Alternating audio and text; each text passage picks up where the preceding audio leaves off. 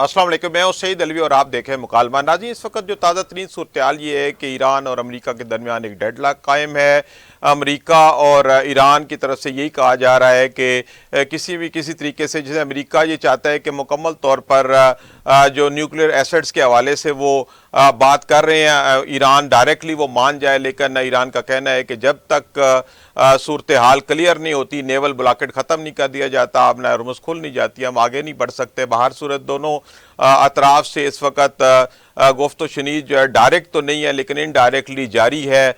मुख्तलिफ ममालिक इस मुज़ाकरात को दोबारा शुरू करने के लिए अपना अपना किरदार अदा कर रहे हैं। बैकडोर डिप्लोमेसी भी चल रही है। इसी हवाले से आज हम अपने प्रोग्राम में तफसीली बातचीत करेंगे कि ईरान और अमेरिका के दरमियान दोबारा बराह रास्त या बिलवास्ता मुज़ाकरात किस तरह मुमकिन है और किस तरह दोनों ममालिक मिल बैठ के अपने मामलात को हल कर सकेंगे और ये जो आर्जी जंगबंदी है इसको मुस्तकिल जंगबंदी की तरफ ले जाया जा सकता है। इसी हवाले से हम तफसीली बातचीत करेंगे। मुझे मुकालमा में ज्वाइन कर रही हैं डॉक्टर हुमा बकाई साहिबा, उनसे हम तफसीली बातचीत करते हैं। हुमा बकाई साहिबा, मुकालमा में खुशामदीद। हुमा बकाई साहिबा, ये बताएं कि इस वक्त मौजूदा सूरत-ए-हाल ईरान अमेरिका ताल्लुकात की किस तरफ जा रही है? ये ताल्लुकात किस सतह पे खड़े हैं? क्या कशीदगी कम हो रही है, ज्यादा हो रही है? अभी ताज़ा तरीन इत्तलात के मुताबिक अमेरिका ने एक और जहाज ईरानी बंदरगाह की तरफ नहीं जाने दिया। अभी ताज़ा तरीन सूरत-ए-हाल क्या है? आपके पास क्या मालूमात है? तो मेरा तो ख्याल है कि अभी स्टेटस को है। और सुबह भी प्रेसिडेंट ट्रंप का व्हाइट हाउस में जो प्रेसर हुआ उसमें ये बताया गया कि उन्होंने अपनी सिक्योरिटी टीम के साथ एक मशावरत की है और ईरान ने जो समझिए उनको भेजा है फ्रेमवर्क, वो ये है कि वो हुर्मुज़ खोल देंगे अगर अमेरिका अपना ब्लॉकेट खत्म कर दे, और जो दीगर मसाइल हैं उन पर बाद में बात कर ली जाए। ठीक है। अमेरिका के लिए बहुत ज्यादा क्रिटिकल हुआ है न्यूक्लियर डायमेंशन, और उनका ख्याल है कि हुर्मुज़ का जो उन्होंने ब्लॉकेट किया है उससे जो इरानियंस को तकलीफ हो रही है, बिलखुसूस माशी, वो प्रेशर वो कायम रखना चाहते हैं। ठीक है। तो अगर तो इन सम वेज इस वक्त स्टेटस को है। बहरहाल जंग सीजफायर कंटिन्यू किया हुआ है, कहीं कहीं आपको कन्फ्रंटेशन नजर आती है, ऑल आउट वॉर नहीं है। सही। तो अब आप क्या समझते हैं कि ये सूरत-ए-हाल किस तरह नॉर्मलाइज हो सकती है, जो कि दोनों तरफ से ब्लॉकेड है? एक ने अपना होर्मुज़ का ब्लॉकेड किया हुआ है, दूसरी तरफ नेवल ब्लॉकेड है। तो कोई ब्रेक थ्रू होता नजर आ रहा है आपको? कहीं से कोई ऐसी खबर आ रही है कि कोई पहल कौन करेगा? क्या आपने होर्मुज़ खुल सकती है पहले, फिर ब्लॉकेड खुलेगा? ये तो बहुत मुश्किल है कि मैं कोई प्रिडिक्टिव एनालिसिस आपको दे सकूं, लेकिन मेरा ख्याल है कि अच्छी बात यह है कि ग्लोबली एक थ्रस्ट है कि जंग दोबारा शुरू ना हो, एक्टिव कॉन्फ्लिक्ट दोबारा शुरू ना हो।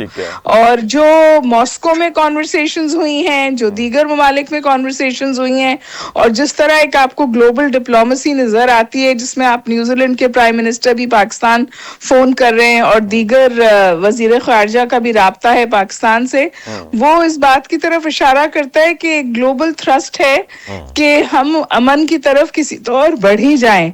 जो स्पॉयलर्स हैं वो अपनी जगह हैं। फॉर एग्जांपल लेबनान में शदीद वायलेशंस हैं सीज फायर की, लेकिन ईरान जरा स्ट्रेटेजिक तदब्बुर का इजहार कर रहा है और वो कंपार्टमेंटलाइज कर रहा है। वो न्यूक्लियर और हुर्मुज़ को अलग अलग देखना चाहता है और अमेरिका कलेक्टिवली देखना चाहता है। अब देखना ये है कि ये सूरत हाल किस तौर आगे बढ़ती है। जो अभी उनकी सिक्योरिटी मीटिंग में बातचीत हुई है या मशावरत हुई है, उस हवाले से कोई चीज बाहर नहीं आई। जो रिप्रेजेंटेटिव थे व्हाइट हाउस में, उन्होंने कहा कि अच्छा होगा कि प्रेसिडेंट ट्रंप इस बारे में खुद बात करें। तो जैसे मैंने आपसे गुजारिश की, स्टेटस को है।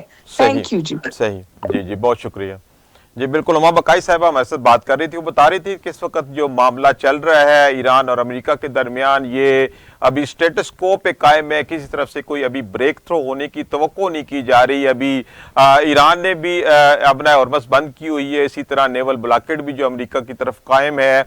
अब देखना ये है कि कोई ऐसी सूरत-ए-हाल कहाँ से पैदा हो, और वो भी ये भी बता रही थी कि अभी सूरत-ए-हाल ये है कि अमेरिका अपना हॉर्मस को खोलने, नेवल ब्लॉकेड और ये जो एक एटमी हथियारों का मामला है वो इकट्ठे लेके चलना चाहता है। लेकिन ईरान का जो मौकफ है वो ये है कि पहले नेवल ब्लॉकेड खत्म किया जाए तो उसके बाद अगले बात करते हैं। लेकिन इस दौरान बैकडोर डिप्लोमेसी भी चल रही है, पाकिस्तान की सफारती कोशिशें भी चल रही हैं, रशिया भी खुल के सामने आया है और दीगर ममालिक भी सामने है। पूरी दुनिया इस वक्त यही सोच रही है कि किसी न किसी तरीके से ये जो एक डेडलॉक पैदा हो गया है उसको खत्म किया जाए और दोबारा अमन की वापसी मुमकिन हो सके। इसी हवाले से पाकिस्तान अपनी सरतोड़ कोशिशें कर रहा है और अपनी सफारती मुहिम के दौरान मुख्तलिफ ममालिक से राब्ते में है। मुख्तलिफ ममालिक की तरफ से भी पाकिस्तान के साथ राब्ते किए जा रहे हैं। मकसद यही है कि दोबारा अमन का जो मामला है वो वापस आ सके। लेकिन बहरहाल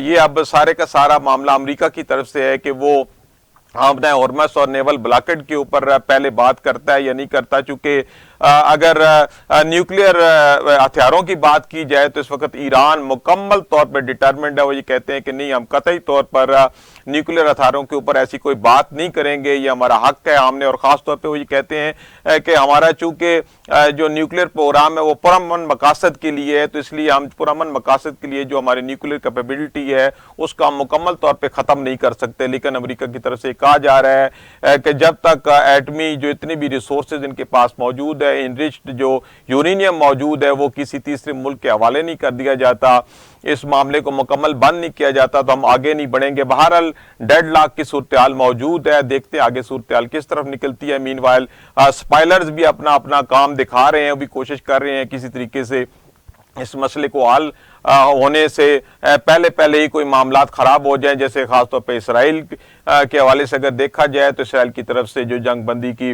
जो वादे किए गए हैं उसकी खिलाफ वर्जी हो रही है और लबनान के ऊपर दोबारा हमले और वहाँ पे गड़बड़ जारी है। इसी हवाले से मजीद तफसीली बातचीत का सिलसिला जारी रखेंगे। फिलहाल वक्त तो एक ब्रेक का, हाजिर होते हैं छोटे से वक्फे के बाद।